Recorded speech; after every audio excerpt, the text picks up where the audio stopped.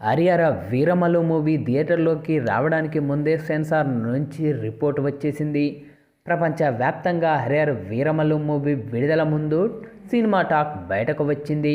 అటు సెన్సార్ ఇటు unit inside వర్గాలు చెప్పిన వివరాల ప్రకారం సినిమా అదిరిపోయిందట. ఇక కెరియర్ స్టార్టింగ్ నుంచి పవన్ కళ్యాణ్ మోడ్రన్ స్టోరీస్ ఎక్కువ చేశారు. ఆయనకు స్టార్డమ్ తీసుకొచ్చిన సినిమాలు అన్నీ కుటుంబ కథలే. తొలి ప్రేమ, తమ్ముడు, ఖుషీ నుంచి అత్తారింటికి దారేది వరకు ఆయన కెరియర్లో బ్లాక్ బస్టర్ సినిమాలు అన్ని ప్రజెంట్ జనరేషన్ కథలే. For the first time Pawan Kalyan periodic బ్యాక్డ్రాప్లో స్టోరీతో తీస్తున్న సినిమా హరిహర వీరమల్లు.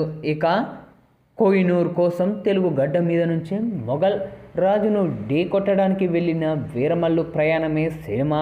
పవన్ కళ్యాణ్ను వీరమల్లుగా ఈ యొక్క కథలో చూడడం కొత్తగా ఉందని ఆల్రెడీ సినిమా చూసిన జనాలు చెప్పే మాట.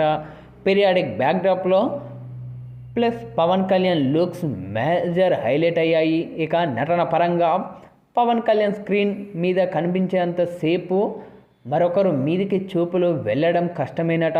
అంతలా వన్ మ్యాన్ షో చేశారట. ఇక పవన్ కళ్యాణ్ కొరియోగ్రఫీ చేసిన యాక్షన్ సీన్స్ మూవీ మొత్తానికి హైలైట్ అయ్యాయి.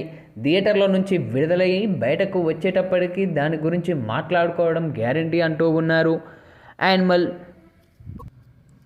చూసిన కళ్ళతో ఔరంగజేబ్ చూస్తే బాబీ డియోల్ ఫ్యాన్స్ కాస్త డిసప్పాయింట్గా కావచ్చు, కానీ ఆయన నటన మాత్రం ఎక్సలెంట్. ఇక నిధి అగర్వాల్ తన పాత్రకు న్యాయం చేశారట.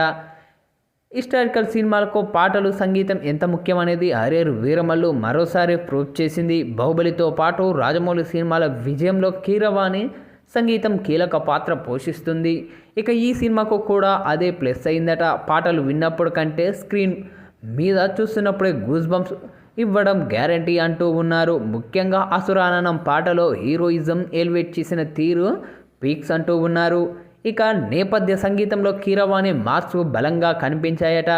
నిర్మాత ఏఎం రత్నం ఖర్చుకు వెనకాడకుండా నిర్మించడం వల్ల ప్రతి ఫ్రేమ్ గ్రాండ్గా ఉందని టాక్. అయితే సినిమాలో కథతో పాటు కామెడీ కూడా అదిరిపోయిందట. ఇక కథ ప్రతి ఒక్కరిని ఆకట్టుకునే విధంగానైతే ఉందట. ఇక ఈ యొక్క మూవీని చూసిన ప్రతి ఒక్కరు కూడా తమదైన శైలిలో ప్రశంసలు అయితే కురిపిస్తూ ఉన్నారు.